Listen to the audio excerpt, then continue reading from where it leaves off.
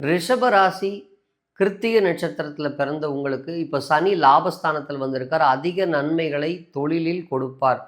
பொருளாதாரத்தை நீங்கள் நல்ல நிலைமையில் உயர்த்திக்கிறதுக்கு இது ஒரு நல்ல காலகட்டம். குழந்தைகள் சம்பந்தமான படிப்பில் அவங்களுக்கு கொஞ்சம் சோர்வுகள் இருக்கும், கொஞ்சம் தாமதமாக செயல்படுவாங்க. அதை பற்றி பெருசாக கவலைப்படாதீங்க. உங்கள் தந்தையின் உடல் நலத்தில் சிறு சிறு மருத்துவ செலவுகள் வரும். அது வந்தால் அப்பப்பவே கொஞ்சம் ட்ரீட்மெண்ட் பார்த்துக்குங்க. மற்றபடி பயப்படுறதுக்கு ஒன்றும் இல்லை. உங்களுக்கு தனிப்பட்ட முறையில் சனி பகவான் 11ஆம் இடத்தில் இருப்பது நல்ல லாபங்களை தரும்.